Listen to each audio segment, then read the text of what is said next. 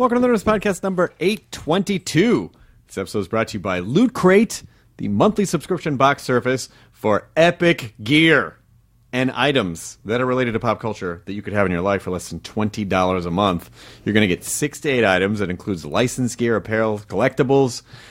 I enjoy it because it's sort of, you forget, it's sort of set on, it's just automated. So you sort of forget that you do it, and then every month you just get a box of toys. You get home from a hard day at work, and suddenly you have a present. Thing. You're like, thanks, past me, future me, thanks you.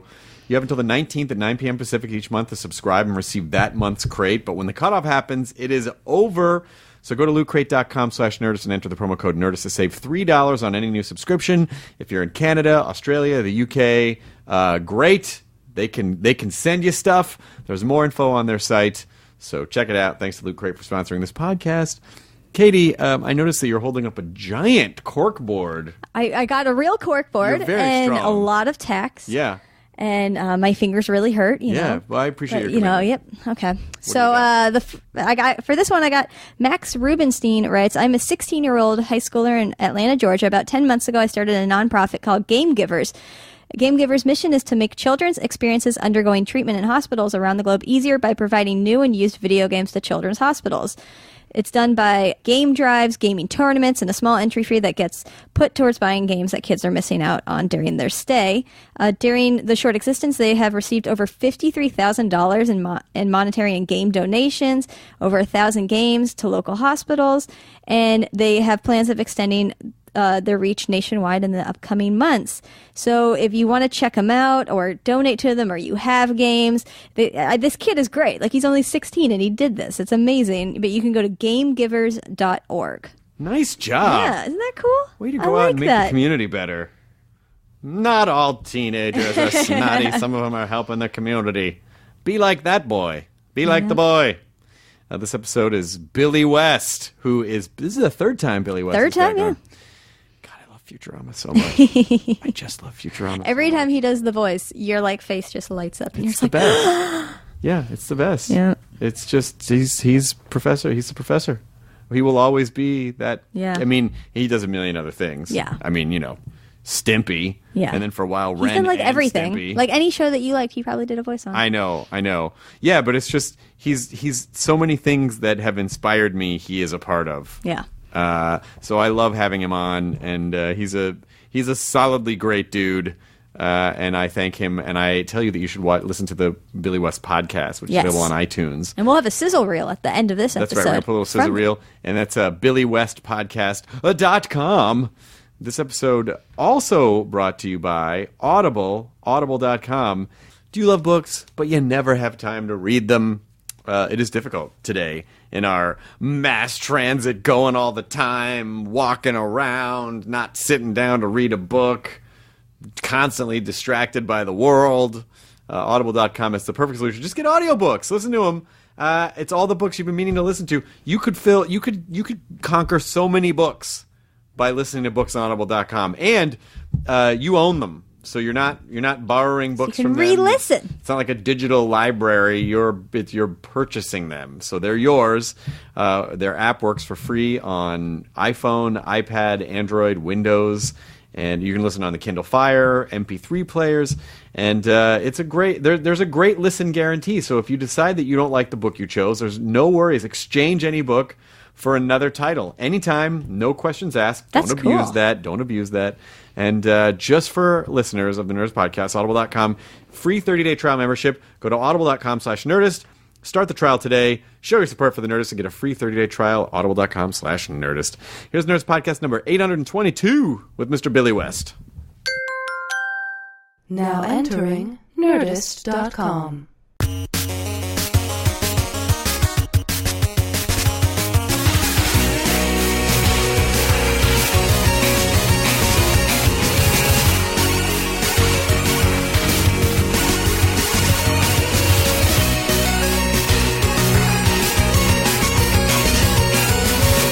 You're in the new podcast room now. This is the new one. Mm-hmm. Yeah. Great. I think you saw both of the other ones. You were here one other time too, but then you were back in the E studios too when we were there. I was on Wilshire. Yep. Mm-hmm. Yep. And I don't think I've ever been on the lot here to see you here. You haven't? I feel like you were on a couple, like maybe a year or two ago, 2 years ago. 2 years ago, maybe. That's how it starts. I'm the same way now.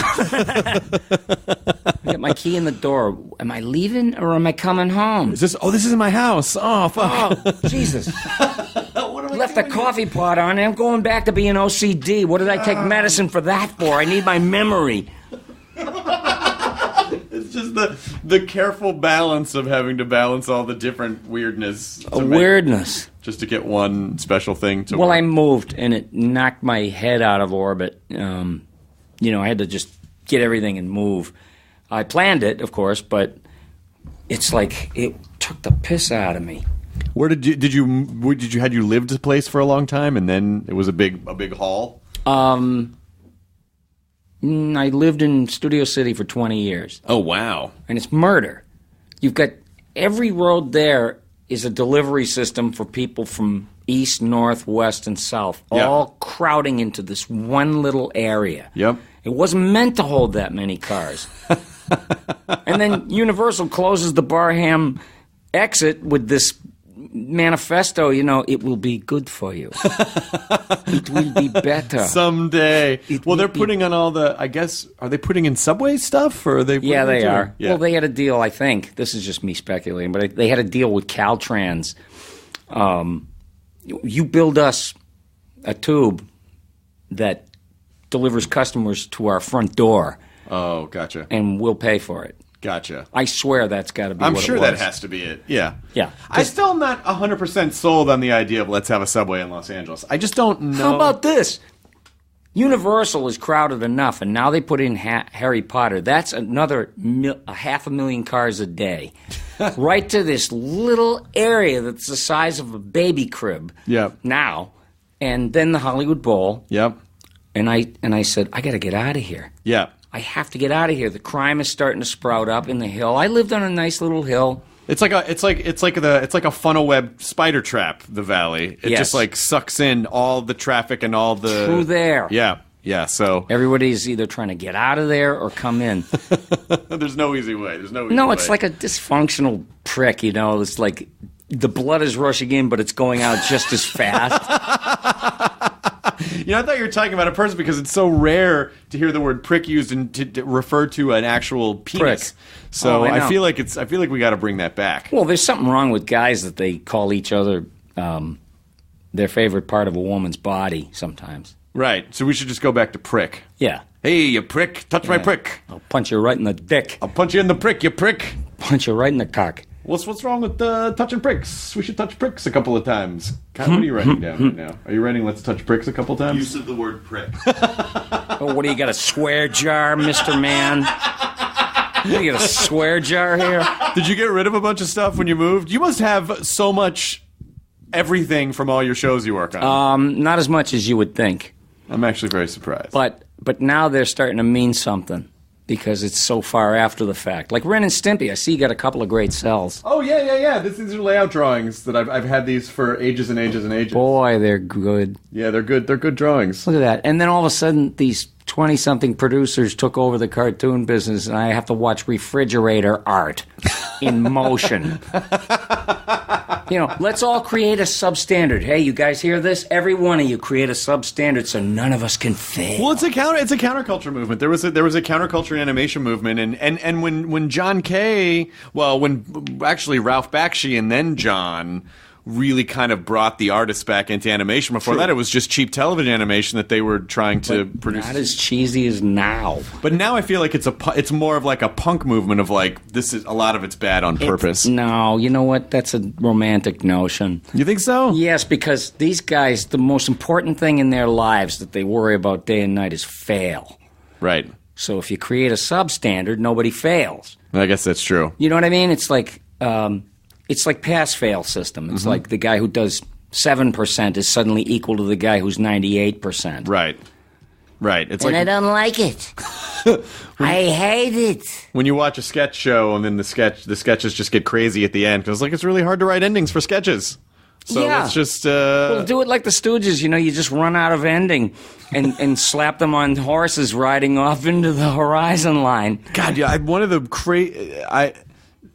I do believe in, like, let moments in life happen. You don't have to record everything. But after we did that Futurama send-off show that was at the so YouTube good. space, You're was just so so much fun. good. Oh, no, I gotta tell it. you. Shut up. I'm telling sorry. you what I really feel. That's a rarity. I mean, no wonder I'm so witty, because I tell everybody what I think about them, and they laugh. Well, I appreciate it. It was a very special moment, and at the end, you and Maurice LaMarche launched into this riff of it was the brain. It was the brain and Stimpy interacting in some way, and I couldn't record it fast, and then I couldn't get it in time, and then the moment was over. I'm like, the world needs to see. What, when we were into the shrimp tree and the cheese backstage? Yeah. You guys were standing around. Oh, we were. He just started doing. I'll be your new Huckleberry. Stimpy. And then it was basically the Stimpy and the Brain. It was Stimpy and the Brain. Yeah, well, you know what? That's the stuff that keeps us going. You don't... Oh, hi. You don't want it to end. Right. Do you know what I mean? Like, just because the cartoon is ended or the session ended, sometimes you get together and just start riffing in ridiculous... Well, I guess they're not so ridiculous anymore, because most people think that incongruous pairings are funny. Yeah. I always did. Fish out of water stuff, or where something should not belong and you make it belong. Yeah. I on that note, I really just keep hoping that someone like Netflix goes, yeah, we'll do Futurama again. I feel like Futurama has to be the unkillable show that keeps coming back no matter what. Yeah. I was just reading a text. What was it? I'm sorry, I was doodling. Somebody, it's got a threat tone to it. Uh-oh. Yeah, wait. We now bring you to the text. Hey, do you have any glasses? Listen to this. One happy face at a time. Lens crafters. This is basically. Right. You want to see if this is a threatening text? Please confirm. Reply Y to confirm that you just checked in with 5 stars at the Flame Broiler, Los Angeles. Okay, so you're getting spam. You're getting a text spam. Oh, is that what it is? Yeah. That's some kind of spam. What text. if I'm in real trouble, though? See, because I forget. Don't click reply. I'm going back to OCD. They're phishing you. They want to know that you're a person that has a phone, and you're going to reply, and then they're going to write back to you all the fucking time and sell your number to a bunch of people. So I would just don't reply. Block the number. Yeah. Just go in and block the number, and hopefully... Keep dreaming, folks. Leave me alone. It's all you want to do is be left alone. Send them a picture of your dong. Oh, hi. Hey, what's up, Scout? Hey, Scout. Hey, Katie. Welcome to the show. That actually has Scout's attention, which is a very hard thing to do. I thought he would go nuts, because most dogs go nuts because I speak dog. Well, most of the time, I feel like Katie feeds this dog NyQuil butter before coming in, because the dog just plops over in that corner on the cushion and doesn't move the entire time. Hi, pal. Is that a possibility? Has anyone said anything about Futurama? Is it ever a possibility to come back? I mean, anything's possible. I hear things. What do you hear? Well, I don't. It's really funny. Is Matt? I'm sitting here thinking he can't be just doing nothing. Right. He didn't go fishing. Right. Gone fishing. Right. These guys that I worked with had the most fertile imaginations, and they knew how to make something that was hysterically funnier. After we did a table read, Matt and the boys would go over to the donut office, Simpson's office, and I'd say, "Where you guys heading? You want to have lunch?" And he says, "No, we're going to go make this funnier." And I used to love that. I loved it that people seemed to live to make it a living thing. Yeah. Living and breathing, practically. That's how I always treated characters. I wanted to root them in something that everybody could grab a hold of something, rather than being two-dimensional. Yeah. I brought as much as I could to that. Well, that show in particular, because I feel like most of the show is you acting against yourself. Yes. Which I do in real life, too. What's wrong with me? When you're reading, how do you do the voiceover? That do you just read like all Fry, then all Zoidberg, then all Far, or do you do each line? Do you actually do the scenes I go through the script in order. You know, it's just like sometimes I can riff back and forth. Sometimes I got to take a minute because I'll stumble on a word or something. And now it's like one time I got fooled because I saw there was a typo in my lines, and I might have told you this before. The other character goes, "Hey, Fry, I heard beer makes you stupid." And he goes, "No, it doesn't." You know, I'll be whatever I want to do. They invented their own language. Do you know what I mean? Not only did they invent their own language, but I was trying to track that secret code, the symbols, the glyphs that appear apparently, and they change. Like, people will kind of figure out what they say, and then it changes, and then someone has to do another cryptography thing to unlock, okay, this is what this means now in later Don't seasons. ask me. That stuff is so over my head. I hated math in school, but for some reason physics makes sense to me. You know? That we're learning about gravitational waves and how we could skip over times, and that everything that ever happened in the universe and everything that will ever happen are existing around each other. So that makes perfect sense. That makes perfect sense to me. Too bad we're a billion years too late. You know, other planets already discovered it.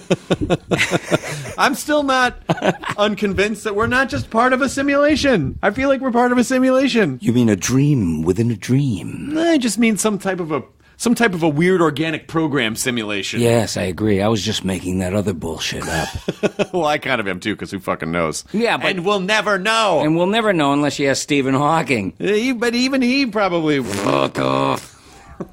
You suck. Don't try to figure this out. All right, what are the mechanics Young weasels. What are you... Professor Hawking... Young weasels. Did I just say that? What are Young weasels. What are the mechanics of that voice? You really want to know? Yeah. Okay, I'll tell you. I'll Okay. just tell you, and maybe it'll make no sense, but there's so many chambers in your face and in your chest and in your stomach where you can produce sounds from, and if you can channel any of those sounds, there's people that can fart the national anthem. Now, that's baffling to me. I'm bedeviled by it. We need to get them on this podcast. Is what we need. So I guess all my stuff is coming out through the front, you know. I feel like you've discovered, it's like, Billy West has discovered more sound chambers in his body than most Americans. You must be like 92%. No, Frank Welker. Frank Welker. Can use every chamber in his goddamn body. I never saw anything like him. I really haven't. You know, and he's the Mac Daddy. And what did you work with? Everybody knows it. What did you work with Frank on? Oh, lots of old, not Pinky and the Brain. It was on a show called Hysteria. Oh, yeah. Which was on for a few years, actually. And it was to teach history that would make it fun where, it's just like, there's an arc to each story instead of just cold, hard facts about, they'd have George Burns playing Jefferson or something, or Jay Leno, you know what I mean? Right. This was in the 90s, Oh, sure. right? I went out to the farmhouse where the help was. And, yeah.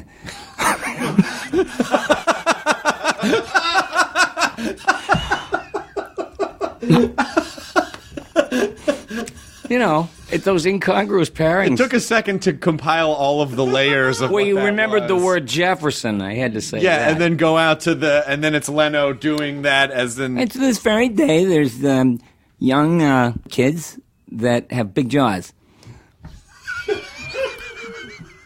We'll be right back. We got a great show for you tonight. It's fantastic. Poor Jay. No, poor nothing, Not poor Jay, I just mean like... He's up on Shadow Hill. What poor Jay? Because I feel like he loves working, and He does. And I don't know how much working he's... I mean, like, I think he can probably do a lot of things. We've tried to get him... I think he'd be great on At Midnight. I think you'd be great on At Midnight, too, because it's What's that? It's a show I do. Yeah? It's basically just a little... It's like a fake comedy game show. How many shows do you do? You have an HBO special? I had a Comedy Central special. Oh, and I didn't know you were a stand-up comic. I thought you were the best interviewer in the world. I said, those two don't go together. That's like toothpaste and orange juice. No, I am. And it's funny because I think a lot of people don't know I do stand-up. But, I've been doing stand-up almost as long as anything else that I've been doing. I tried it like 30-something years ago in Massachusetts, in Boston. Yeah. Outside of Boston, in the Inman Square area. That was the a perfect restaurant. time to be doing comedy in Boston. Like that was 81. Oh, the best. Yeah, but everybody was good except me. Did you do voices or did you do you? No, I started thinking too much, trying to be funny. But I made fast friends with like Lenny Clark and Jimmy Tingle and Steve Sweeney, all those guys, and Don Gavin and Barry Crimmins, who fascinates me no end to this day. But you wanted to know about this voice, so I'll tell you about Barry. Oh no! Like this is a good we can get to the voice in a little bit. You like that I'm all over the map. Everybody else fucking hates it. No, well, because we have a lot of runway. This guy can't organize a sentence. We have a lot of runway, so it doesn't matter. We can go back to things. We Good, can I like weave that. in and out. So the past and the future exist right together. here. This is physics, and what's great about it is that. I'll just follow you wherever you go and just kind of see what it is that you want to chat about, and that's what we'll chat about. So there's no... I feel like too much linear structure is... Then you're kind of trapping someone in a box, and then that's where they kind of start to lock up and get defensive. That's why it's hard for me to explain how I do stuff, because I don't even want to know, to tell you the truth. It just happens. You just do it. I mean, I have like a kid thing about it. It's like kids have magical thinking. You know, and it's when somebody tells you that you can't do something, it's not possible, then you sort of stop there. Right. And you're in a box. With me, I mean, it's like a bumblebee. You know, it's buzzing around and flying, and aerodynamically, it's not supposed to be able to fly, but it doesn't know it. But it makes the best Cheerios. Honey Nut Cheerios. There it is. 2 guys took my job since I stopped. Because I'm irresistible. I would love to hear a bunch of tracks of the disgruntled Honey Nut Cheerios bee. Look out. You bastards! I did that on Seth MacFarlane's show. Oh, you did? Yeah, on the Family Guy. On Family Guy, did you? The trademarks were having some sort of a scuffle in a schoolyard or something. And the honeybee got pissed. That's fantastic. I feel like that should fight. I feel like he should fight the old Antonio Banderas Nasonex bee. Oh, the Nasonex bee. See. Boy, was he laying it on. And it was the ugliest creature. It looked like an exoskeleton. When did they come out of their coma after like a half a year of campaign? You know, that thing was frightening to look at. Yeah. It was like Mothra. Yeah, it was a little bit. There was a little bit of a Godzilla. What was the caterpillar, the Japanese caterpillar? Giant. What was the giant caterpillar? I know Gamera the turtle. Okay, I do. Gamera was the turtle. What was the name of the cat? I'm mad at myself right now. Katie's looking it up. Katie, Thank what'd you, find? Katie. Thank you. Godzilla, caterpillar. Hit them keys. Katie's getting out whatever sort of fantasy sports league thing she's into. Was it Mothra? First it was... Okay, Oh, it was he was Mothra. first a caterpillar. Okay, first caterpillar. then Scared the became shit out of me then. Yeah, well, I mean... But if you know too much, it's like if you begin to think about science, what you're supposed to do and what you're not supposed to be able to do, you're lost. So I don't really want to know what's going on. Well, it's, when people get... I mean, obviously, education is good, information is good. You have to figure out the application of information. But... This Nasonex bee got in here. Oh, I am the Nasonex bee. Going to fuck your face. Gracias. That's a very Spanish. It's Castilian Spanish. It's Castilian Spanish, yeah. Yeah. He's very upper class B. Yeah, he sounds like he's upper crust. This fancy fucking Spanish bee coming in here telling me how to run my sinuses. With the ugliest Fuck you. face, I thought Jimmy No-Nose had the ugliest face I ever saw. Holy fuck, this thing could scare the raccoons out of the woods. It's a butter bee. A butter bee. Ah! Oh, I love you. So anyway, you wanted to know about the stupid voice. I feel like reluctantly, I'll show you because I didn't know what I was doing, but it was combinations of sounds that are separate from each other that you can make. Like you could go like that, but if you put a tone to it like That's your voice and that fart noise. It almost sounds like that. What is it? Tuvarian throat singing? Is that Yes, what it that's called? does. Yeah, but that's like that whistle comes out. Yeah. I could do it. Now I can't. But let's retape tomorrow. Okay, yeah. Tomorrow we'll come back. I'll come You back. go home and practice. I'll show and you that come I have back. hung with Tuvans. No, that was a high voice and a low voice and some odd whistling pitches in between. It's astonishing. I cannot tell you how many times on this show that I do, I have started off something with "Good news, everyone." I can't. Oh, yeah? It's so infectious. Well, we just wore it out to death, like an old sock. And so one day the professor comes out and goes, "Good news, everyone. Bad news."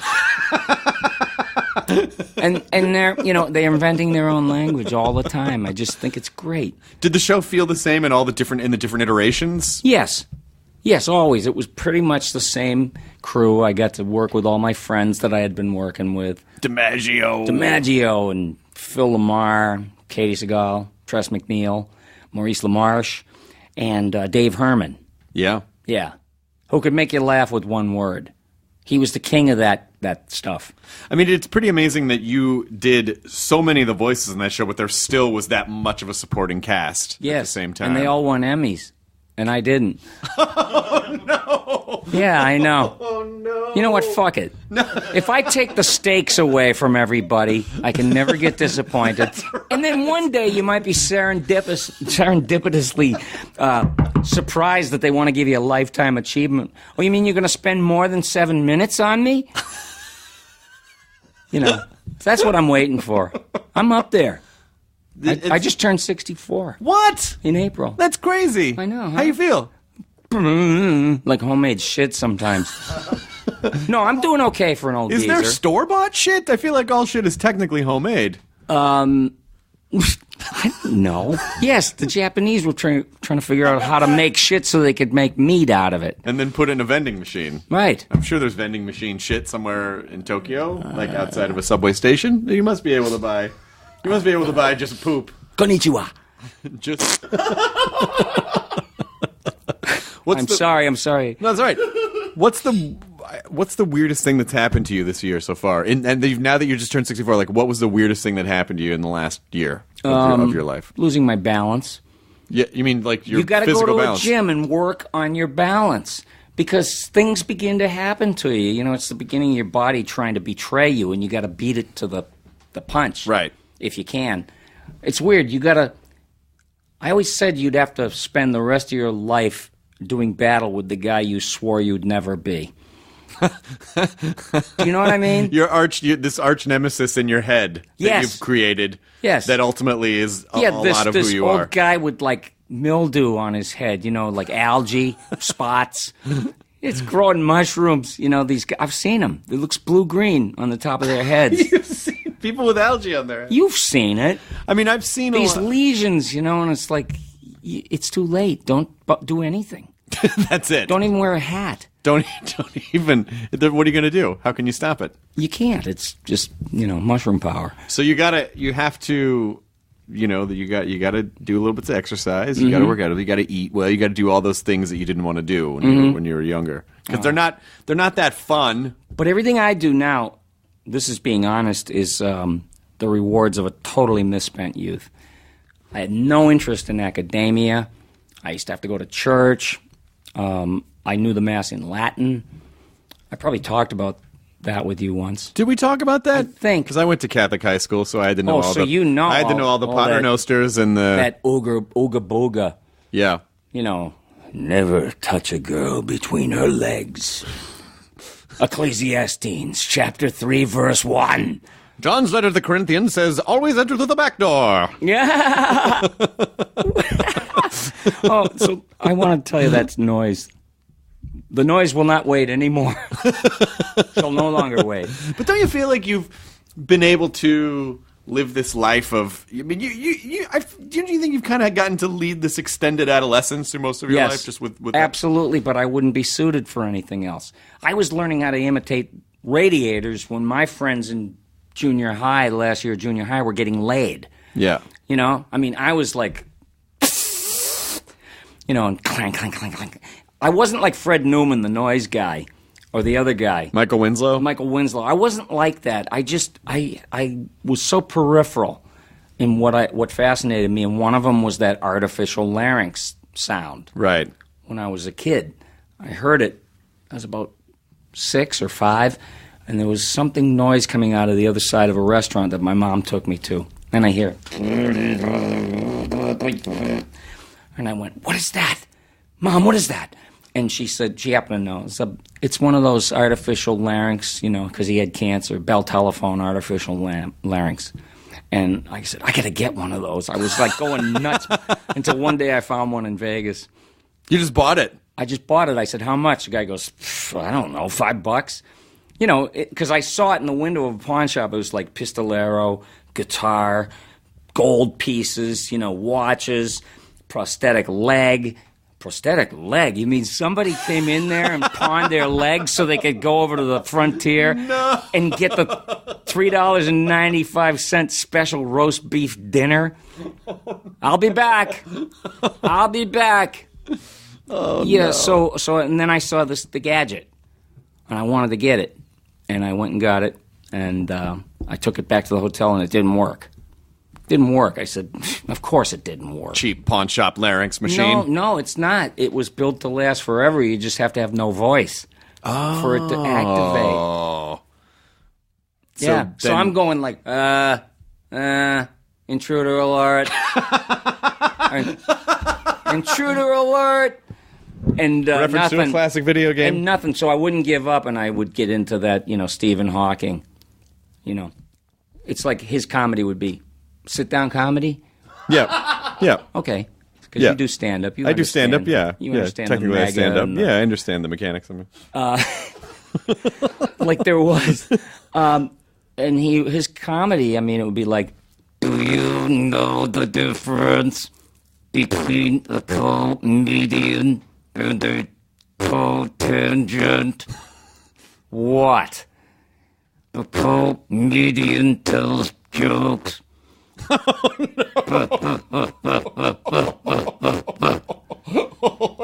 What's wrong with this microphone? So he starts bombing and you flashing out at the audience. Yeah. Oh, yeah. Nothing like taking it out on people who came to see you.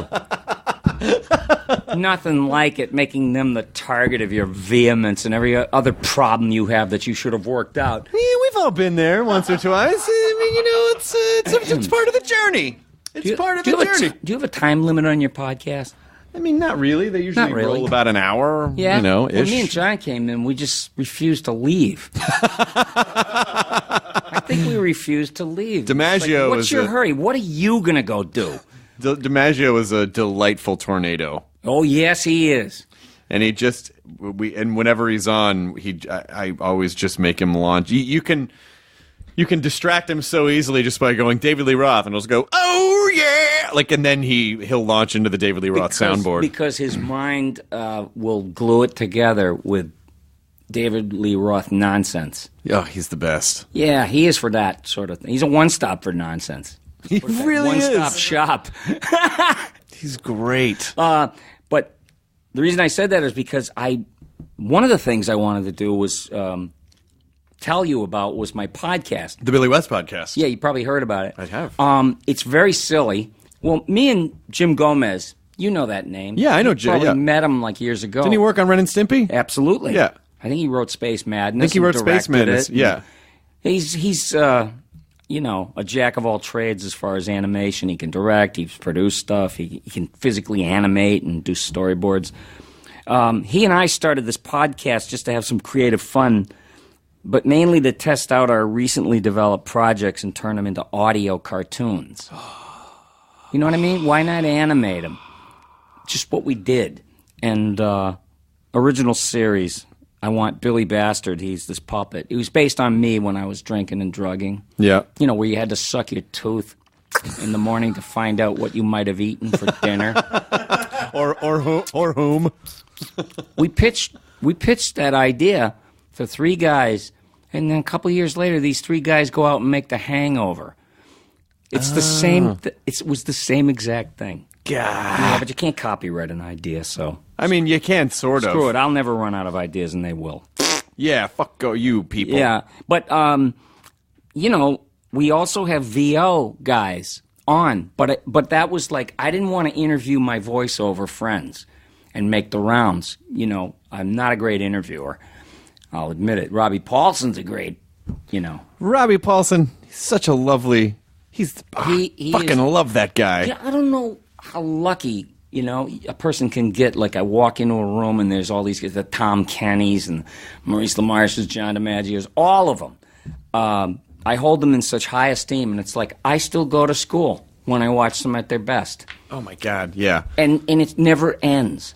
It just never ends. It's like no one can know that feeling of walking into a room full of geniuses. Unless you're the janitor at MIT. You know what I mean? Well, Rob Paulson has the most amazing range. He does. Of voices that are indistinguishable. You wouldn't know it's the same guy. But even more impressive than that is that he's so facile. You know what I mean? Like Quicksilver. Yeah. He's so facile. I worked with him for 3 years on a show. You did? I did. And it was we recorded as a cast. So you and knew it was him super fun. before you knew me? I did. I knew him just a little before you, but that's okay. Everyone's special. I can only take so much bad news. And then I'll snap! Don't push me, I'll snap. So this podcast was the best way to go about all that, audio cartoons, throwback to the old radio format. Yeah. Which I kind of do. And I also decimate songs that we all knew. Like Cold as Ice and everything. Everybody can sing it. Everybody remembers the chorus. A classic Foreigner jam. But nobody ever really listened to the lyrics. So you have to go to the podcast and pull up Foreigner, my dissection Who did the tune. Who did you dissect Foreigner as? The lyrics. I mean, but did you do a character dissecting them? No. It was me, just sitting there, figuring it out. I don't think I know. Let's see. And I did it with Billy Joel. It's like these lyrics, if you examine them, no one knows what they were saying. And I was like acting it out, what was really going on. You're cold as ice, you're willing to sacrifice. What, he's brought her up on charges? Yeah. Because she doesn't see life like him? Yeah. And you're cold as ice, you're going to pay and all this, and, inculcation, with the devil. But go after that broad. But don't you feel like a lot of it was, I feel like a lot of, like, when you ever hear someone, like a rough demo, and they're just kind of making noises like they're kind of just saying words. Sure. And I think a lot of that is just, they just didn't write new words. They're like, oh, that just sounds like these something. were really thought about, and they're serious. No way. They're seriously pompous.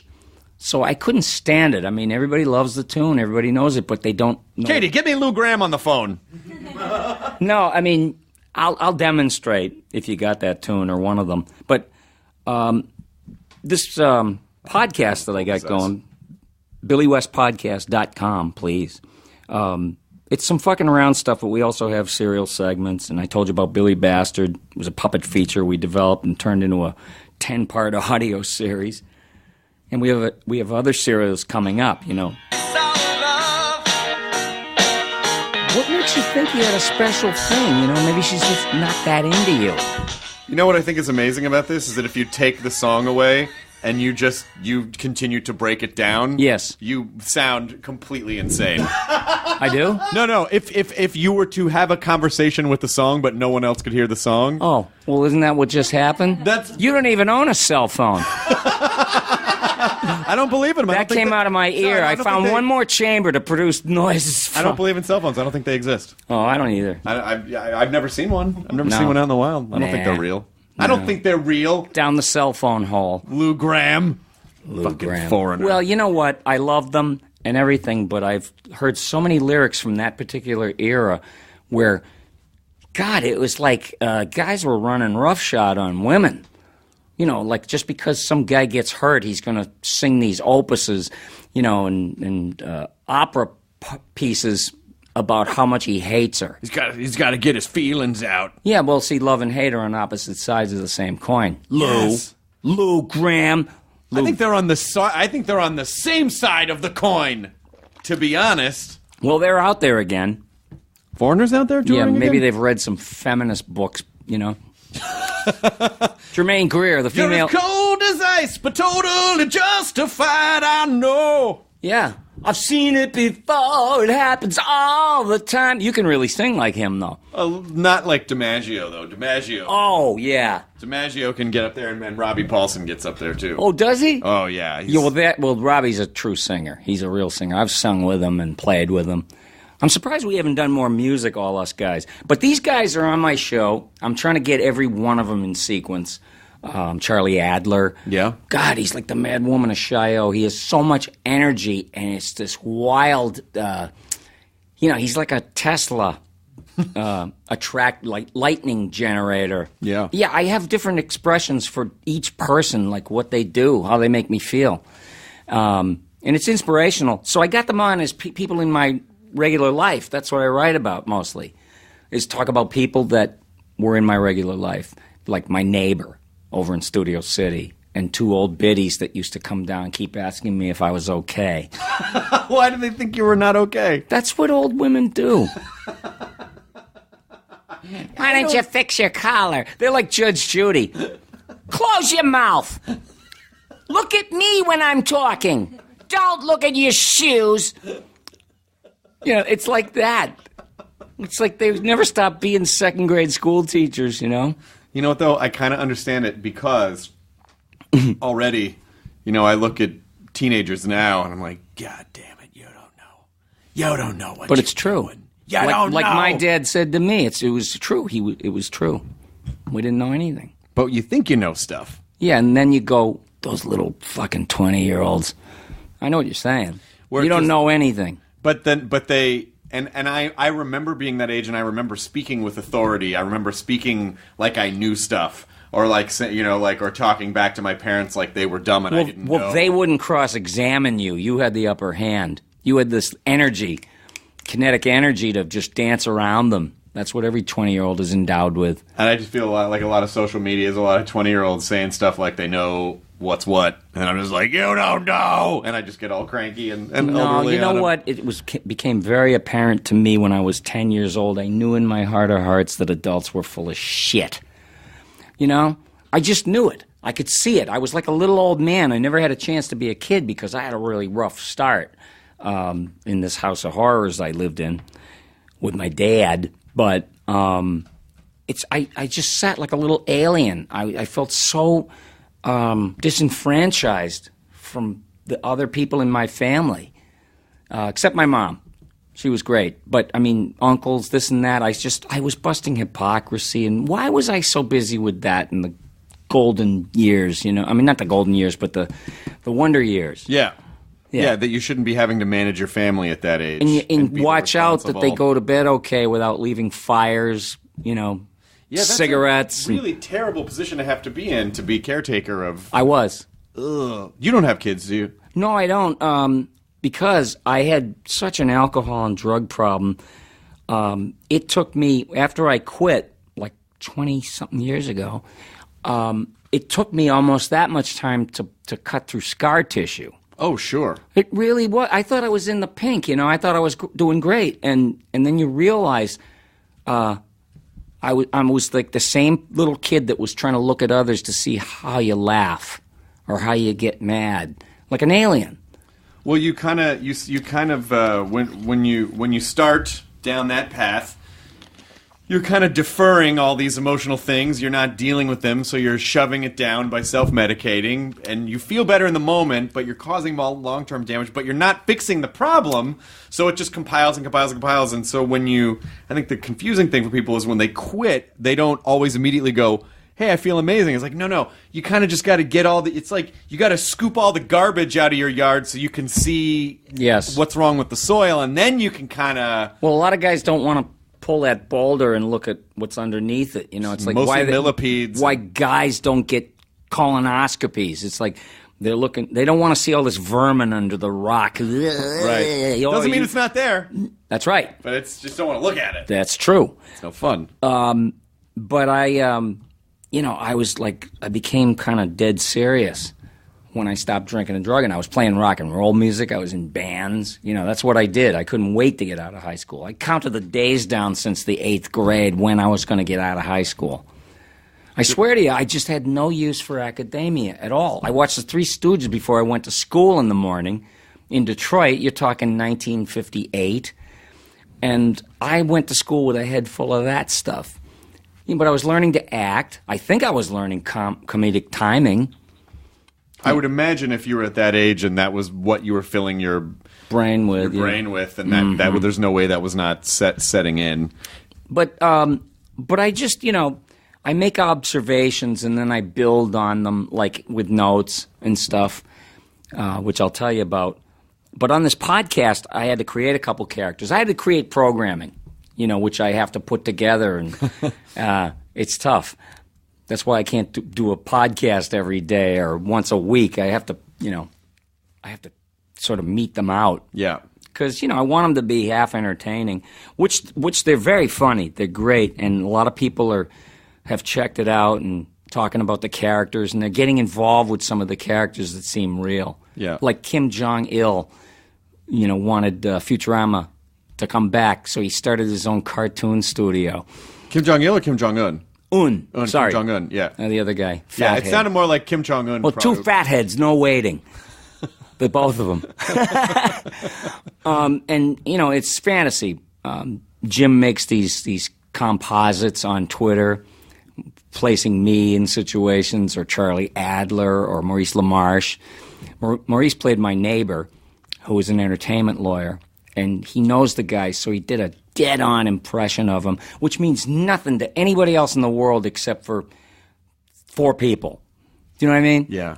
And who cares? Because funny is funny. And he did a great job. I'm waiting to get Robbie in, but I had to create some characters in case I couldn't find people. And one of them is the guy who owns the podcast. We call him the littlest CEO. Now, he's got an Armani suit.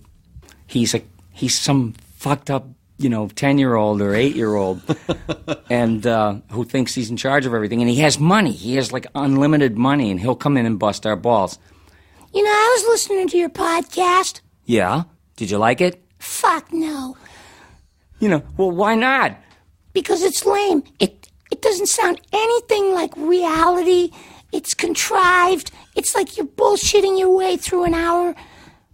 I want to fucking fire you guys right now. Oh, man, you're going awful hard on us. Well, you deserve it. And imagine a 10-year-old or a 8-year-old with his Armani suit on telling you what to do, what's what. And, he's a little scutch, as my Italian friends say. But it's all just kind of combing the farthest corners of all the shit that you're working. I mean, it's like this type of work had to have been so therapeutic for your life. I'll tell you why. Because me and Jim Gomez, we've pitched shows, and you walk in, and there's 23-year-old girl executives with fuzzy pink sweaters and an engagement ring. Like the dental assistants when you went to the dentist and the girl was going to get married. She had the big rock and the fuzzy pink sweater. And Mad Men. You're going to have a great life, yeah. But that's what it was like. I said, this is Lil Hollywood.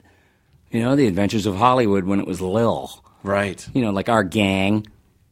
The Terror of Tiny Town. Did you ever see that movie? It was all done with little people. Yes. That's what the world began to look like to me. Probably because I'm old, but, we had to make a commentary on it. So I thought, well, let's have this kid. We were working on him, and we were going to use him for something, for a cartoon, actually. But, good ideas, they stick around. I just want to do something with every one of them.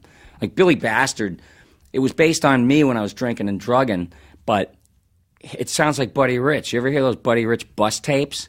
Oh, yes. Where he's walking around on the bus as it's traveling, and the band is filled the bus, and they're sitting there, and he's doing like Spanish Inquisition.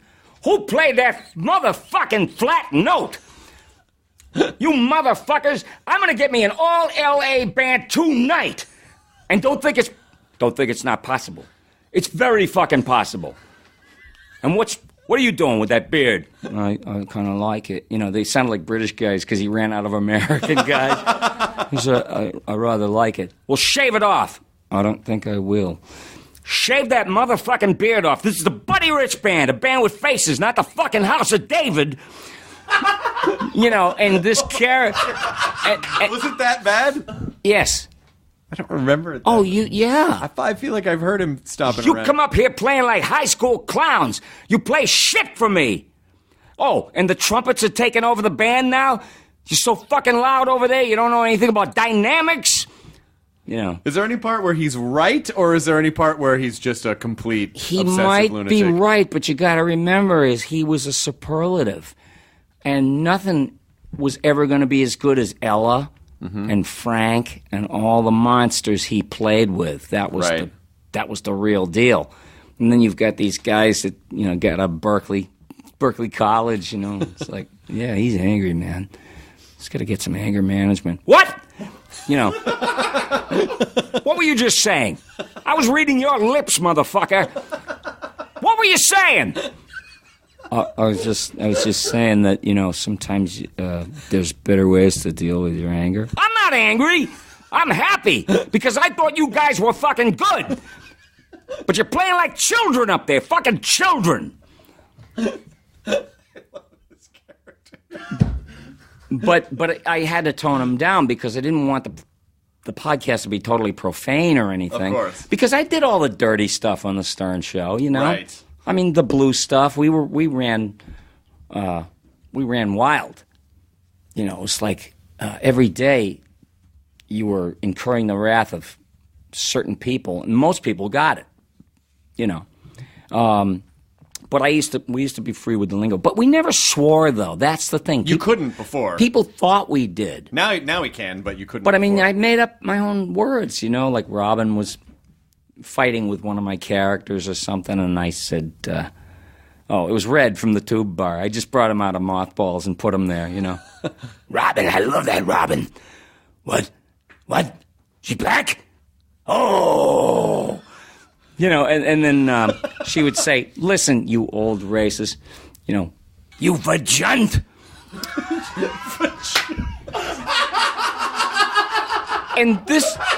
And this was suddenly profane. This was profanity to a lot of these stiffs out there. These goody-goodies. What are you doing listening to the Howard Stern show? For God's sakes, it's the Grand Central Station of Waha. How is vajunt not part of our vernacular? I hope it is. No, actually, I don't. Because... I was an old school gentleman. I treated women like gentlemen, except when I was drunk. But I never hit any of them, or I'd always turn it inward at myself because I was angry at myself. Yeah, I read the feminist books the minute I got out of high school because I was watching women, walking around painter's pants and hobnail boots, and I didn't have much of a problem with it. Although I was old-fashioned and my ideas about women were formulated in the 50s. So but I wanted to know what it was all about when they say, don't hold the fucking door for me. So I started reading Germaine Greer and Marilyn French. All of these. I know you can't believe it, but I wanted to know what the hell was going on. This was a cultural movement. And, I was just unaware. Did you learn? I did learn. Oh, that's good. I did learn. But see, there's no greater fascist than the newly empowered. Do you know what I mean? You mean when you got... Then it's overkill. Then it's, our group. You get together and you have a group, and then you get a microphone, and then you get interviewed on TV, and now you're happening, and people get mic disease. And another thing! Okay, we got to end our segment now. No! And they get like crazy, Off with his head. Me? I can't. I'm a talking head. I can't have off with my head. Was the Stern Show fun? What? Was the Stern Show fun? Yes. It was so fun to be there and laughing like that. I felt like I was high. You can laugh. I don't know if you've ever laughed that hard where you cross the time-space continuum. Right, where you start seeing... And your ribs hurt and then they don't hurt and you feel like you're high. It was that kind of avalanche of, wit and, rebel stuff. Yeah. He knew you can't fuck with art. You can't fuck with the form unless you know it inside and out. It's like Jeff Beck playing guitar. He knows the 12-bar blues inside and out. So now what do? Fuck with it. And that's what you watch him play, and you see what you get, But Stern knew radio inside and out.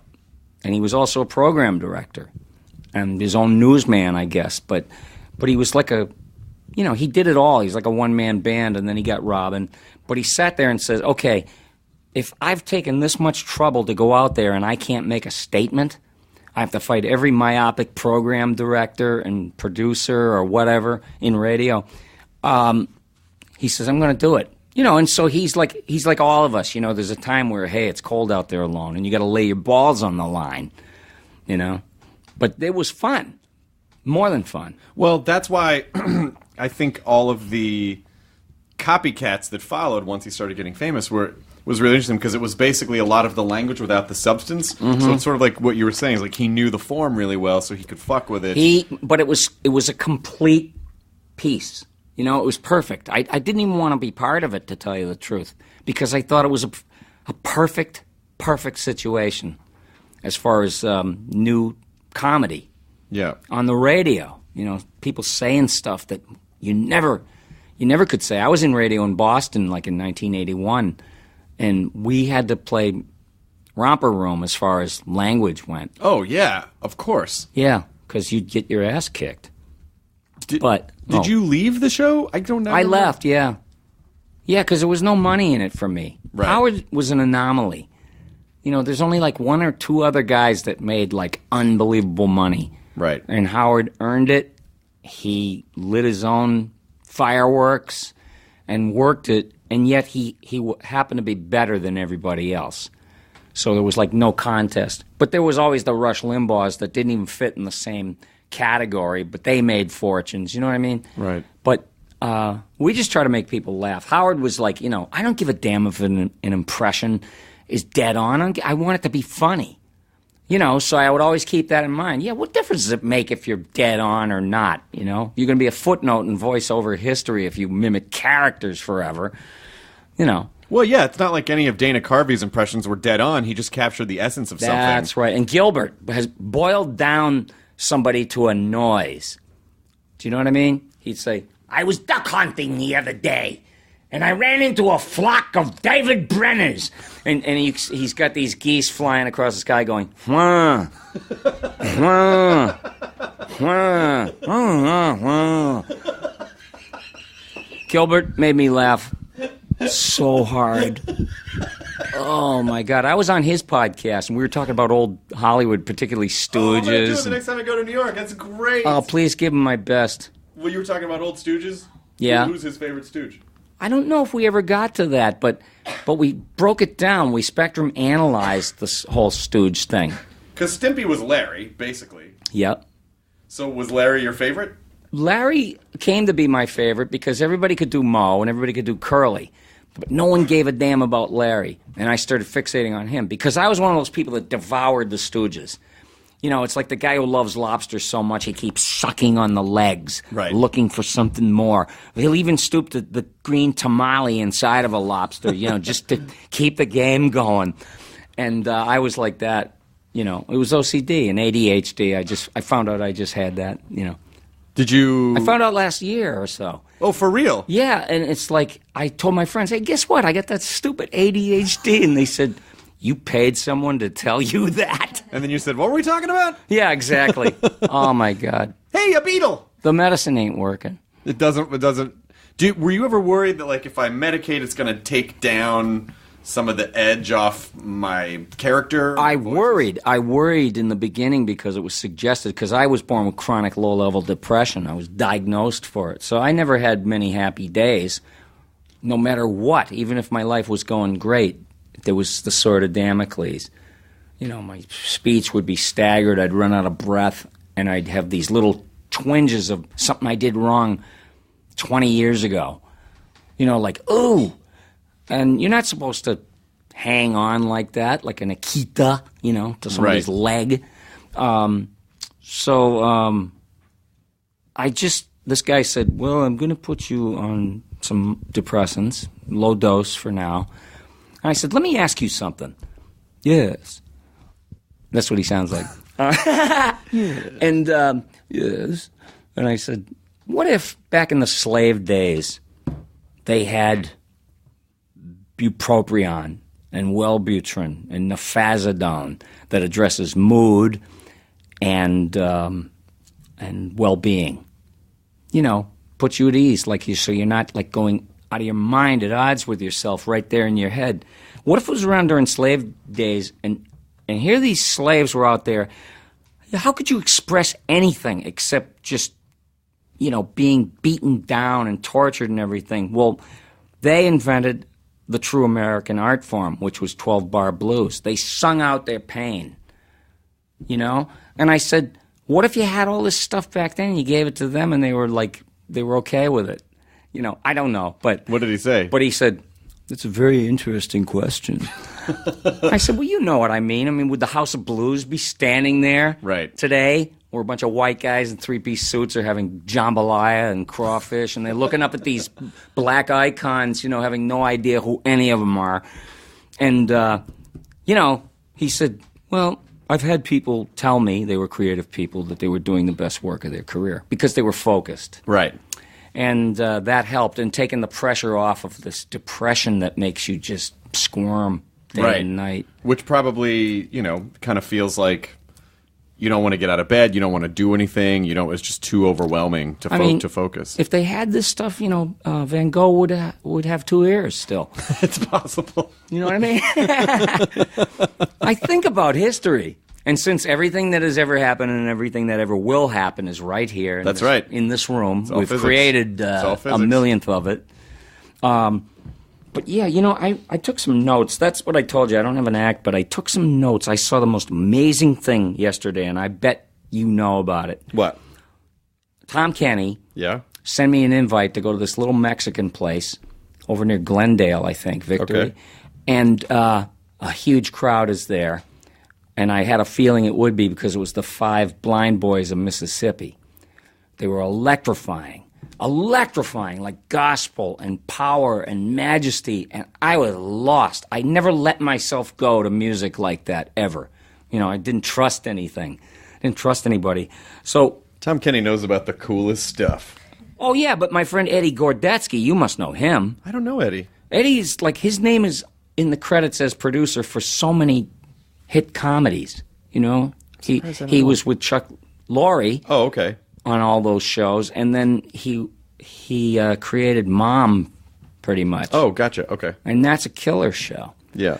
But me and him were bums 30 years ago, working at a radio station in Boston. We were as high as rats, and we'd be lying out back, near Fenway Park, and we'd look up at the sky, and I'd say, "Oh, the sky is blue. It's fucking blue. I know it is fucking blue. This is not brown, so it must be blue." Coke, rap, barking tuna. Yep. Swimming up the hallway. So I said, what must it be like? What must it be like to be the guy, to be the fucking man? And he would sit there and go, we'll never know. And meanwhile, he is to me, he's the like man. Sheldon Leonard or Aaron Spelling, right. What I mean? And I'm whatever it is I did. I can't, name my qualifications or call myself a particular thing, but I have been working steady for over 20-something years, 27 years. Yeah. So, that's being up there in your craft. I mean, it's hard to, you get so used to rejection or putting out fires, or that when things actually start going well, it can be a little hard to recognize. But you leave the ground suddenly, and you don't know what the hell to do. It's like the runners that trained with rocks on their back. Right. Once they were off, their feet must have felt like they left the ground. Yeah. So we were kind of out of that whole thing. But I got to tell you, I was in a crowded room full of people, and they were nothing short of electrified, and me. That we were singing, we wanted to hold hands practically. When was the last time you saw that in the afternoon? In Glendale. No, it was such an amazing thing. And it was the closest you could get to the old days. This guy sounded like Wilson Pickett and a lot of those gospel soul singers. He was right up there with them, I swear. And he was an older guy. So he's one of the real McCoys. And I was so filled with joy and love after experiencing this show. You know, because he was out there. I mean, this was real, Mr. Hardwick. Let me tell you. It was like, my God is a good God. Sing with me, y'all. You know, and it set me on fire. And he's spreading this, it could have been me, that man in the wheelchair with no feet. You know, and the singer spread this message of love and light to as many people as he could, so it set us on fire. And did you take that away with you? Yes, I was filled with, all the good things that are important in life that you let go of because of how you're forced to behave in crowds of people that is relentless. Right. It just turns you into a rat. Well, most of that's self-imposed. I have that, though. I'm bad at, when I get near people, like if I'm at a restaurant and there's people, sitting right next to me, I talk really quiet because I feel so... And I can't help it. I get loud. I can't help it because I get on this crusade or whatever it is my thing is that there's no way people don't recognize you. They go, you sound just like... People do. Because they're so familiar with Philip J. Fry that... Who's just like you, just a little higher. Yes, like when I was 25. Right. Which is what I did. But I went out in the world, and instead of trying to spread joy and love and everything, I picked hell. Studio City Ralph's. I was filled with good cheer and benevolence and love for all mankind until I parked the car. Somebody comes up, stuffs his car in between me and another car, and opens the goddamn door into the side of my car. I wanted to have my own gospel meeting right there. It's like, if you... Everybody sing. My God, everybody sing. Come on, clap your hands. Come on, clap your hands. Now, wait a minute. God's going to kick your ass. God's going to give you cancer. I got me a pushcart, and I'm going to demolish your car because God is going to end your life. I was preaching like the guy, except for I was on the wrong team. And it was like, Did you confront this man? I just, it was in my mind to do these things. That's how I fought every battle, is I had to make it somehow enjoyable for me, man's inhumanity to man, and that's how I handled everything. It's like if you go on and you look at the news, it doesn't matter if it's from here or if it's somewhere else, they're heartbreakers. Every sentence is a killer and a heartbreaker. Well, yeah, because people will... It's fear-mongering because people will watch if they feel like their lives are at stake or if there are horrible things that they, there are horrible things in the world. There are also good things in the world. But a lot of people still deserve a shopping cart into the side of their car with me commandeering it. An eye for an eye and Armageddon for denting my car. You godless, bloodless, apathetic fuck. Oh, that was just Billy West. He was just in the parking lot. Yeah. Well, I had a crowd, Yeah! Yeah, brother! Do you ever, have you ever been in a situation where you're able to use the voices to an advantage? No. Really? No, because the opposite happens. You're embarrassing them. There's no greater pissed off. It's like, the first level, the fifth level of hell. Right. Or P7, in a supermarket or whatever. It's low. And once they get embarrassed or they're looking around and they don't understand where the fuck you're coming from, they get all mad. They get all crazy and start screaming at you. You fucking freak. You fucking freak. What are you doing? All I did was ding your car. Oh, suddenly I'm a bad man. Does that make me a bad man, you fucking freak? And it's like people have this misplaced anger. There's a lot of angry little dudes out there, I don't know where it's coming from. I don't know. There's a lot of angry dudes. Little dudes. There's a lot of angry little out dudes there. Yeah, it's like if you go on the computer and you'll look up something totally out of left field, like the ladies' home sodality for flower growing and tips, Yeah. Horticulture. Yeah. Floral culture, whatever. And they'll be on there like little spinsters, it sounds like to me, and they'll be like, I planted my azaleas today, and they came out exactly like the picture on the label, and they were great. Well, mine was geraniums, and they were beautiful. And then the next post says, fuck you.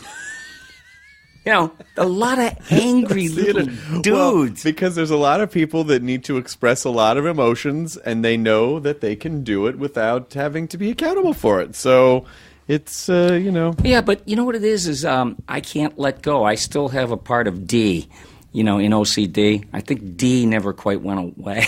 Right.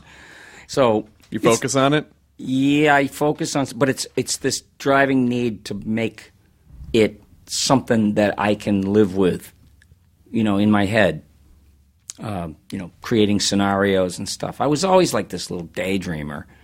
I lived in my own world, and I was the president of it because my house was like The Shining, Right. Daddy's home. It was like that. And, I became hyper vigilant because of that stuff. I could tell you what kind of a night I was in for by the sound of the key in the door. Oh, yeah. Or the door closing on a car up the street. I could tell you whether Dad A was coming home or Dad B. Children are incredibly perceptive about that Right, stuff. and you have a sixth sense developing. It's out of To survive. fear. Survival, yeah, and you become so hyper-vigilant. But that helped me with studying, like, sounds. My whole world was a sonic world. It bedeviled me if I heard a cyclotron. When I was a kid, I'd go up to the railroad tracks and there'd be a power generator emitting this frequency of like 3 notes or 4. And I would just, I know this sounds ridiculously crazy, but I would lie down next to it. And I could feel it, and I would start there trying to figure it out. That's where all that comes from. And I use that in the Stephen Hawking thing. Did it, who do you see as the closest to... all these characters, all these characterizations, they must be aspects of things that you are expressing. Well, I love playing like Zapp Brannigan because he's like this big friggin' lout in high school that I never could be. I was always the kid that got the last piece of cake with a thumbprint in it. Right. They'd all come barreling in. They didn't even want to eat food. There was a cake, fucking cake, like flanks of them. And I thought, those guys grew up to be Zapp Brannigan, and with a little tiny bit of success, it was like, Kev, alert the men. I've made it with a woman. Yeah, And the Zoidberg thing was just, I told you before about those 2 marble-mouthed guys in theater. George Jessel, a host and a Toastmaster in the 30s. He had these things, You know the definition of a smartass? A fellow that can sit in an ice cream cone and tell you what flavor it is. And then there was Lou Jacoby, who was in the first Arthur. Right. He leans into Dudley Moore and he goes, what's it like to have all that money? Oh, it doesn't suck. He's in the flower. He's the flower shop guy. Yes. And there was something cool about the way they talked. It sounded like they had meat dripping off their face. So when I saw Zoidberg, that was a perfect way to portray it. But... I gotta get back to this for a second. Do you have an Audible version of like this podcast highlights, like a sizzle reel? Our show? Did you get that? No, of my podcast. Of your show? Yeah, I don't know if we did. I think you did. Glenn Schwartz, you know that name? I know Glenn Schwartz, yeah. Well, he sent it to you. Well, he probably sent it to Deb. All right, you got it from bring me Deb. the one they call Deb. Now! But yeah, role-playing is really important in my life because I can get out a lot of stuff. Just, it leaves once I embody it. Absolutely. Any news? Did you find it? No. Eep. Oh, I wish I was dead. Do you want to... I'm sitting here with... I'm sitting here with the great Chris Hardwick and his supporting crew, and I got egg on my face. I broke both arms and legs, right now because you said there's no sample of this stuff. We'll get it and we can drop it in. It's a great show. If you can do it later, I would really appreciate it. Well, this isn't live, so we can just do it and drop it in. Okay. Super easy. Oh, great. So forget everything I just said. And let's rewind. You were talking about. I just love Zoidberg. I'm rewinding. Zoidberg is just. Even though there's no tape anymore. He's endless optimism. He's even though he doesn't really know or understand anything, he's just pure optimism. But it came from great pain, and it's like occupying a higher moral ground, except that he's a mooch. Right. You know what I mean? It came from great pain, this, hooray, I'm popular. And then the fascist comes out when he's newly empowered, like I said earlier, and he's like, now I'm the popular one. That's what that whole thing meant to me, like newly empowered groups, alcoholic nuns get together and it's like, ha! Now who's a drunk? A super drunk. And I love God. It's like Hillary Clinton. She's beginning to sound like an empress. I don't know on what galaxy, but she's like, and we are gonna win this thing. And you, Flash Gordon, you shall be imprisoned. Exactly. What was her name? The Queen Ming? She's just like that, though. I can't remember. It's the Attack of the Giant Pantsuit. Well, if there was one movie that needed to be remade, it was Flash Gordon. They really did not nail it the first time. No, they didn't. They really did not nail it. No, you gotta get Hillary, when she's doing the talk show circuit afterwards. And she'd be like, kiss my ring! Genuflect when you see me! Avert your eyes! Yeah, she sounded like a shrill school teacher the first time out when she was running for president. So now it's just like this imperious tone. Yeah. Yeah. Do you... That pantsuit, though. The hen suit. I always call that my aunts, and when my mom started wearing pantsuits, I said, oh, y'all got your hen suits on today, don't you? How did that go over? Not good. Not good? No. Humor is not appreciated at home. What are you working on right now besides the podcast? Are you juggling shows? I finished up the 7D for Kids Disney, and I was playing Bashful. Yeah. Yeah. And the 7D, the dwarves. Yes. 7D is a new take on the Seven Dwarves, and it's a really great show. You get the same writers that were doing Pinky and the Brain and Tiny Toons, Sherry Stoner. These are genius writers, and they're so funny, and the show is fresh. When somebody says do a kids show, I'm like, oh, I can feel the oxygen leaving the room.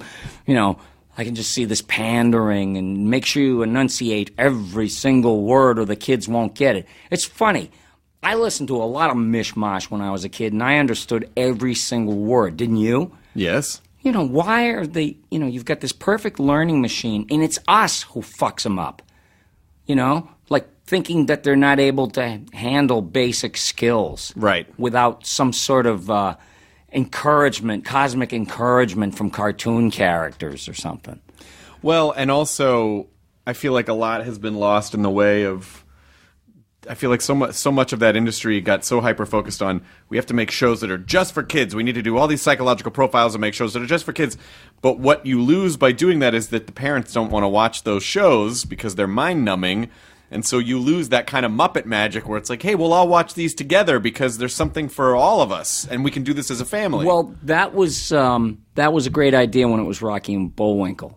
Right. Because cartoons... were relegated to like the animated ghetto by early 60s. They had all that classic Warner Brothers animation, and then they made it cheap went away. For television. But Rocky and Bullwinkle, Jay Ward was smart enough to use the greatest voices available in the world. June Foray. My God, she's like 99 now. Oh, wow. And when I met her, I wouldn't let go of her. I was stunned. I lost my shit when I shook hands with Jeff Beck. It was like I couldn't stop shaking his hand, until he started, like, looking at me. And same thing with her. I said, June, she's the voice actress of the world, She lit the way for all us lunkheads, back in the Ice Age, along with Mel Blanc and Dawes Butler, Don Messick, Paul Frees. But they were all used on Rocky and Bullwinkle. And they came out of the Warner Brothers stuff and Hanna-Barbera. So he had all these fantastic people. So there was something in it for your stupid uncle to enjoy. Right. like these jokes that might a little bit too sophisticated for somebody my age. But I swear I got them. I really did. I might have been 10 or 9 when I first saw them, but I got everything that was going on. Upsidasium, that new element that could make you fly, or Mount Flatten. There used to be a J. Ward store in Los Angeles on Sunset Boulevard. The Bullwinkle Emporium. Yeah, and so it was Bullwinkle holding Rocky, and I think the statue might still be there, but now it's like a pet hotel or something. It's not. Yeah, but you used to be able to go there. So who's holding up what? The St. Francis of Assisi or something? Yeah. He's holding up Rocky and Bullwinkle. No, I think the statue might still be there, but I think it's behind a gate. And but you used to be able to go there and buy like J. Ward. I went in there once and bought a cassette tape. And it was outtakes from certain live shows that the characters were doing. Oh, man. And Bill Scott would go to, like, these theme parks, Six Flags Over Nothing, or I didn't even know where it came from. But he would say, "Isn't that nice, children?" And you heard Peabody in him. He was just hosting. And then you could hear the Bullwinkle in him. And these other guys, it's like, well, there's something you don't see every day. Yeah. What's that? A frog with a jet suit on or something. That was the running gag, like two old men on a park bench who think they saw it all until, the cartoon universe comes down and hits them and punches them right in the dick. Right in the prick. Right in that prick. Hey, you got some good prick physics. I was wondering what it would cost. Everyone's like, how much money would I have to make to be able to go to Matt Groening and go, can I just produce like an audio Futurama podcast, just like a mini 4-episode, 5-episode arc? Because I feel like we can't get Dave Herman. Where's Dave? He's he lives around here, though. I know him. He's like the family guy. He's a family guy, like in every sense of the word. He's got great kids, smart kids. His wife is great. But it was hard to get him out, and I called him and I said, "Listen, Dave, we're going to go see Mad, Mad, Mad, Mad World at the Egyptian, 70 millimeter. This was an important movie in a lot of comedic people's lives because it had every comedian of the generation in the movie somewhere. Sid Caesar, my absolute hero when I was a young boy. Jonathan Winters, another hero of mine. And everyone was in it. Jack Benny and Milton Berle. And it's this crew of crazy people that think they're onto this treasure map, and they're all like sneaky, taking their own ways and everything, and the police are watching them the whole time. And the movie is about chasing these people. Now, during the movie, I think it was Reel 5 that was missing, and someone had to come out and said, "Ladies and gentlemen, we're gonna get to Reel 5 as soon as we get it." In other words, it was sent without Reel 5. Oh, no. This is a chase where it's an ongoing thing where they're trying to find something. And meanwhile, some poor schlub is hightailing it to Van Nuys to a warehouse to find Reel 5. Oh, no. And I could see him coming back. I'm coming, Mama. I'm coming, Mama. Like Dick Shawn. But you couldn't get Dave out for the... No, I got him out for that. And he said, well, that's kind of old school and everything. I said, will you just come out? And he brought his son.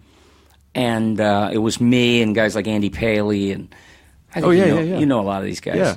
And he's watching it, and he was stunned how funny it was. He was just stunned, Hey, the old school works still. That's why I think you could talk him into coming out. I don't know. You could bang it. You could bang that out in it. We could bang that out in 2 days. He's an interesting guy because he's the guy at the table reads that was always in Texas, like Dallas or Austin. Wasn't he working on King of the Hill? Yes, he was. Mm-hmm. So in the middle of our table read, there was this contraption where we could hear him and he could hear us. So when it came for his lines, it would sound like this, And I swear, like Scruffy the janitor, one word. He was the king of the one-word stuff where he could fracture you, split you apart molecularly by his delivery of a single word. And to me, that's like, oh, my God, that's nirvana. This is my mission. Is to figure out how to produce a Futurama audio miniseries. This is my mission. Yeah? You got the clout. Well, I don't know if that's What do you got, like, 88 million people that love you? Probably not. I think so. I don't think that's accurate if the internet is to be believed. Now who's the popular one? But come on, tell me. let's Tell me all it doesn't talk feel good. I know that scene you're talking about. Tell where me it Farnsworth doesn't feel where good. Farnsworth goes, "Come on, everyone, let's all talk to Zoidberg." Like it brilliantly distills. But it's like a the guy- balance shift of popularity. But it's like a guy who's walking near a parade and suddenly one of the float people, all the float people, grab him and hold him in the air. And he'd be like, huh? Look at me. But King of the world. what's the one that killed me when you guys go? It's the one where Fry is his own grandfather. Yes. And they go back and is it Truman?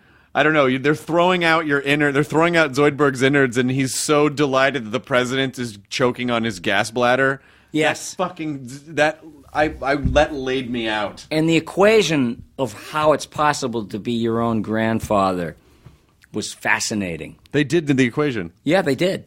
How it's possible. I think Bill Wyman had that equation. I think he was his own grandfather. No, for real. I heard something. You can look it up. That's the beauty of living in the future. You look up everything. But Bill Wyman apparently had sex. I don't know how it works. I don't know. I got my head tucked up my, celestial ass. Up your prick. Up my prick. Yeah, head's up your prick. Everything goes up there. Everything goes in. Everything. And everything comes out this mouth. A lot of things go. Oh, even... Talk about farting. That's a juicy one. That had teeth. Oh. That's the best segue. Hey, you talk about farting. Yeah. No, I was going to say, I read this story this morning about how Mars is like, there's an area near the rover where it's just shooting methane. Oh, so Mars They're is just a Martian farting planet. farts. Yeah. The farts of Mars. The farts of Mars, the farting planet. Einstein, he didn't even think. He didn't think. He had no idea.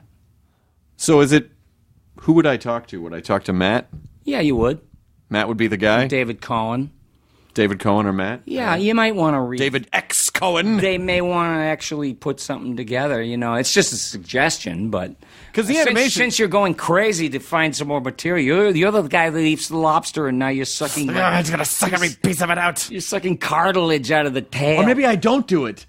Maybe I don't do it and it's even better, and you're going to keep that secret like you won the $88 million in the lottery. God. I would never tell anybody. Boy, that's really putting yourself out there on the line, though, when you try to engineer something, and if it doesn't work exactly the way people want, then it's going to be my fault. Oh, you get blamed for anything, whether it's your fault or not. Yeah, that's true, but... Because I delegate all blame and accept all credit. Even with you. I'm a vicious prick. I appreciate your honesty. Oh, yeah, I learned real fast here, The guy that's shaking hands with you, there's a giant tongue that comes out and goes... like a lizard. Oh, I learned right away how to be tough and play with the Hollywood boys. All right, I'm going to get on this.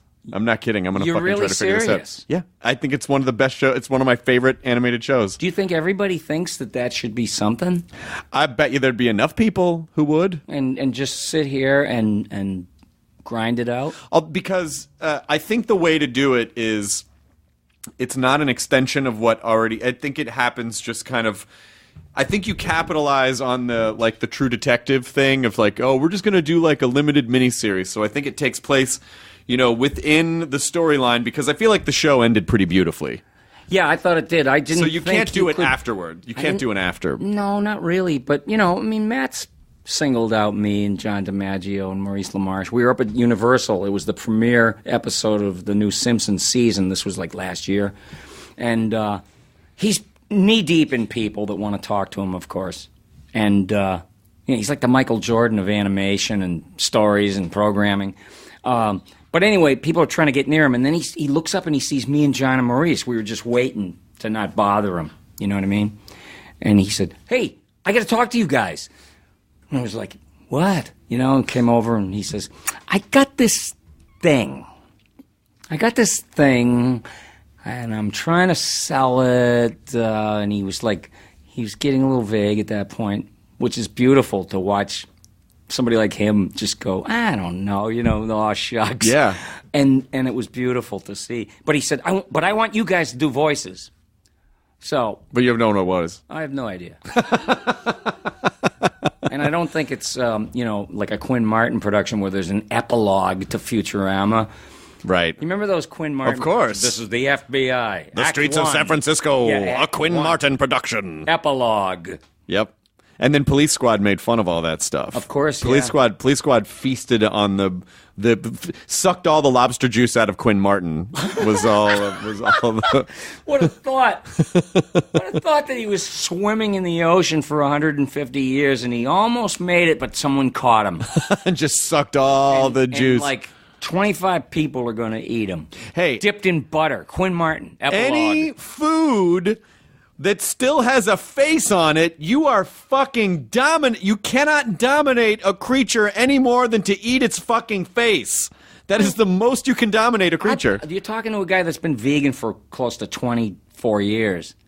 Well, you're going to be healthy for a long time. Yeah, I'm like, somebody said, I said to my friend, it was Eddie Gordetsky. He's so funny, but I said, yeah, I don't eat dead animals. And he said, I'm going to be one someday, so what do I care? And it was funny, but I stuck to it. I stuck to that whole thing. I get turned off, but I'm not a fascist. I wasn't newly empowered, like looking at other people's food in a restaurant. You have any idea what you're eating? Right. You can hear them squeal before they die in that boiling water. Oh, great. Now I have a boner, too. Look what, Now I have a boner and I'm hungry. and look what it took to put this thing down. To take them down and dip them in butter. I always feel an extra badge of honor when Katie giggles. Because I just feel like it's very hard to make her laugh. She's heard It is? everything. Yeah, well, I'm not like a comedian by trade. So to hear something like that you're discerning enough to not swing with every pitch, while I do. I have to ask you a huge favor, and it's a very cringy request, and I apologize. What are you but talking about? I'll give you money, or I'll donate to your favorite charity, or whatever. Nathan Fillion got DiMaggio to do Bender on his outgoing message. Really? Yeah, and I want to outdo him. You do? Yeah. So what would I have to do to build a Futurama scene? Write it. God damn it! Write it. What do I look like? Improvisation? You do. I read what's in. I read what's put in front of me, Jack. And it's worked for a real long time. I got a formula, see? I got a system. Don't you know? Don't you know? I withdraw my request. No, I'll be glad to do it, but I don't have anything good to say. you know what it is I'm always. And I know you guys get asked to do that all the time. I'm afraid of cliches. I mean, you could just people pull Fry and Zoidberg, etc., et al. Off of the internet with the memes. Shut up and take my money. Yeah, that's one of the big ones. Answer the phone. I'm sure there's dialogue that people have constructed. Like the Schwarzenegger one? Oh, my friend Jess Harnell, you know him? Yeah, I know who Jess Harnell. Yeah, he's the best. And I don't know him personally, but I know they're about to go back on tour with the Animaniacs. yes, and Tress McNeil and Tress and Robbie, Paulson and Mo, I think. Yeah, but Jesus, it was like what was I saying about this? It reminded me of these guys. What was I saying? Wait, I got to take some Ritalin. Schwarzenegger. Oh, Schwarzenegger, yeah. Jess Harnell's car had the GPS as Schwarzenegger. Oh, yeah, you had that for when Terminator came out. From every movie. It's like, take it right. And then, you've gone too far. Yeah, it was so beautiful. I didn't care. I wanted to keep getting lost. So I could hear this lovable lunkhead say shit. Yeah. That's amazing. I remember That's postmodernism at its best. Of him doing himself. Of him doing himself on a GPS. Giving GPS directions. Postmodernism. Yeah, I'm trying to get Rob and Jess and Tress and Mo I want them to come on to promote that tour and just come on and fuck around. Now, that's why I thought about Jess and I always think of everyone else I know, so that's where I got lost in space. So the Billy West podcast is on iTunes now, I assume. Yeah, it's BillyWestPodcast.com. It's one word. Nice. And there's episodes up there, and you can start at the beginning, which is advisable. but it's a fun way to just, if you need any kind of weird laugh, I mean, it's not that peripheral. I mean, we talk about real things in life, but we take it too far. Yeah. And it's edgy, and it's real funny, and it's better than college radio, okay? Okay? More college radio kids like, hey! Okay? Come on, you guys. We're going to play a cut from Steak and Guns. What? Was it Goofy Name Night? We're going to play... Goofy Name Night's the next band. Yeah, right, at the Viper Room. Tuna Fish and Hornets, tonight only. You never heard Tuna Fish and Hornets? Whatever. I was cool. I knew them before they were cool. I don't even know what they are now. That's right. Fucking sellout. Strontium and gangplanks. Planks. What? I stopped working. I just totally put myself off the clock, and we got to wind you back up. We got to wind you back up. Yeah, well, overtime. All right. You know what? Guys love talking about money. Time and a half overtime. When you listen to a table full of guys, they're always talking about money. Yeah, $800 on the back end. Are you kidding me? There's got to be $1,500. Yeah, I had that happen to me. Time and a half overtime, and that was all bullshit. You go near a table of women, and the words you hear most are he, his, him. Carping about why there's no good guys. He won't shut up about money. I'm tired of listening to him. Hey, man, I'm your fan. I give it up. I appreciate that. I give it up to you. I appreciate that. I adore you. And I'm laughing out loud for real. It's not like I'm giving you courtesy giggles. I appreciate that you come back on, and you obviously just keep coming on. We'll just keep coming on to talk about stuff. Yeah, stuff. We're always great to have you on. Oh, thank you so much. BillyWestPodcast.com is where people should go. To be continued. To be continued. I hope so. Thanks, I love Billy you. West. I really do. Well, thanks, man. Yeah, you're up there with all my friends. Oh, I'm so glad to hear that. My friends that are winning Emmys, not me. Don't tell me. If you got a mantle in here, I'll bet you dollars to donut you got a fucking statue. Come on. I have an Emmy. Admit it. I do. I have one. All right, you do? I do. Wait a minute. I was just building a jive scenario so I'm sorry, I do have one. So I could pad my part here. I do have one. I'm sorry. What do you got to do? And I gave away an Emmy Award once. It was for daytime Emmys, and I didn't know what to say to this crowd of soap opera actors and actresses and everybody. And I said, see this thing? They say it's just as important to be nominated as it is to win. And I said, that's all bullshit, and you and I know it. I said, what are you going to do in a home invasion robbery? You're going to pull this beautiful statue off the shelf that has a base on it that weighs 100 pounds. You could smash somebody's head in, a home invading robbery guy, smash his head in like a cassava melon, or a piece of paper that says, this is as far as you're going. It ain't just as important. You could stick those wings, seriously, fork somebody like Triton. They're very sharp. Like Neptune. Are they the same, Triton and Neptune? I cut my finger. No, it's Neptune and Poseidon. Poseidon. Yeah. Okay, where'd I get Triton? Oh, that's the spear. I did. I cut my hand on it when I got it. I was so excited. Really? I went to grab it, and the wings are like knife sharp. Oh, the peccadillos of the idle, rich, and famous. You don't understand. I cut my finger. I'm late for work, and I'm sorry, but 2 koi in my pond died this morning. Do you know how much they cost a piece? It's absolutely fucking ridiculous. You want to... I know that there's a lot of tragedy in the world, but we cannot get these things to breed. We've been trying everything we can. And then there'll be somebody going, that would make a good show. This Emmy is so shiny, it diverts so much attention from my face, and I don't know how to process it. It's like, can you outdo yourself? And the answer is yes, and it is a torturous place to exist. It's not fun. I bought stingrays just to be different. They all died. They don't sting anything. They don't like It's false advertising. It's false advertising. Where's my... Okay, I have an Emmy. Where's my... rewards? Where's my reward? Where's my infomercial? Yeah.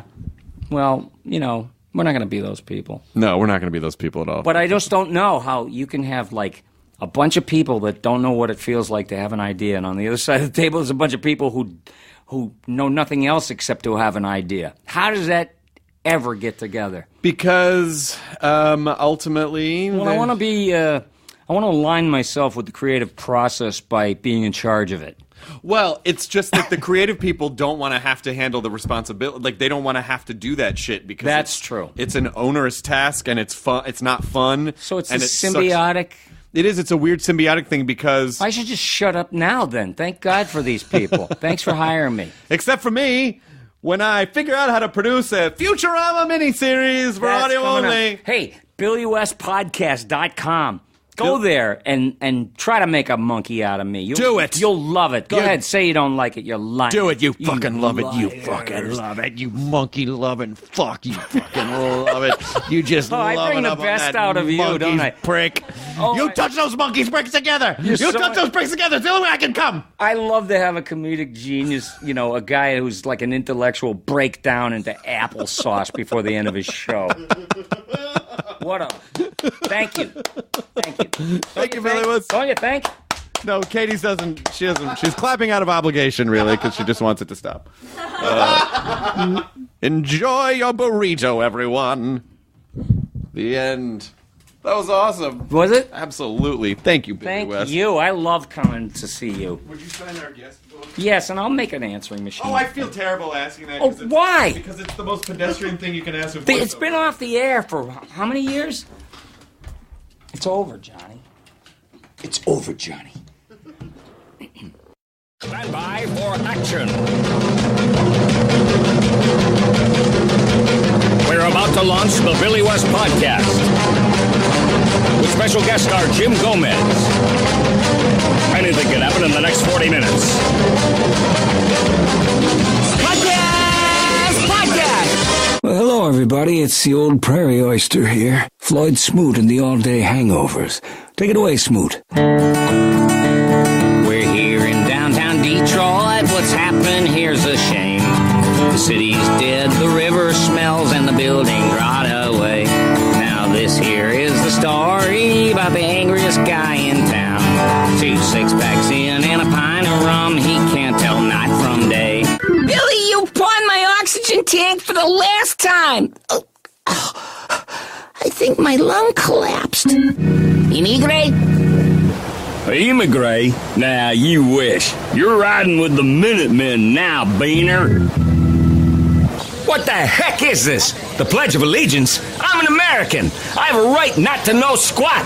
You want me to prove I'm an American? I hope this isn't a waste of jet fuel. That stuff is expensive. What kind of car could you drive here all the way from India? Wait for it. Wait for it. Dun, dun, dun. The Hindustan Ambassador. Well, I do have a collection of beagle skulls. All right. The president picks up the phone, but before he can answer it, he hears the vice president talking to someone. I told you never call me here. Honey, the secret plan bongs away is engaged. Our agent is in. We'll see you in Mexico. One of the sous chefs, mistaking the bag of weed for oregano, empties it into a giant container marked oregano. Cripes. Okay, you're on the air. Hello?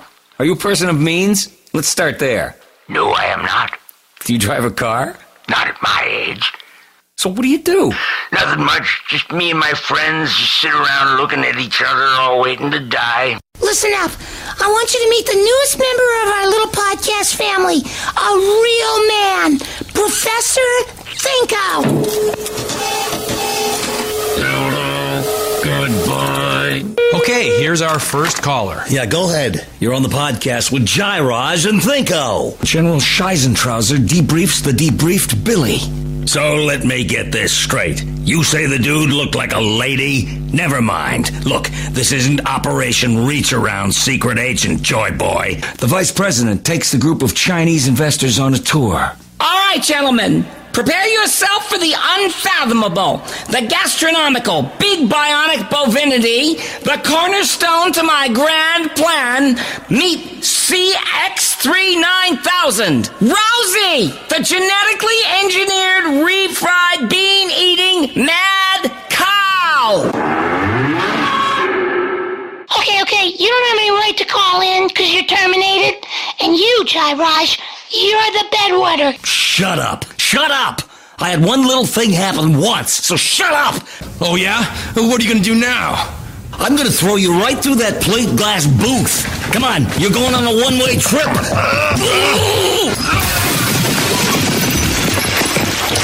I love the sound of breaking glass in the morning. Cinco! You rang. Get him out of here! He's gone berserk!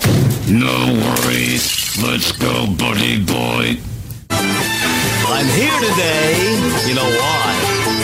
Oh, yeah. I'm going to have my way. I won and Billy West lost.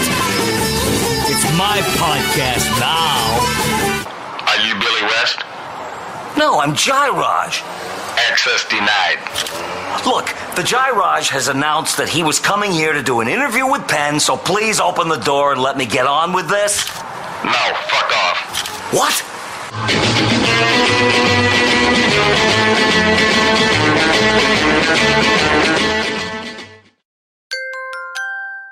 Now leaving Nerdist.com. Enjoy your burrito.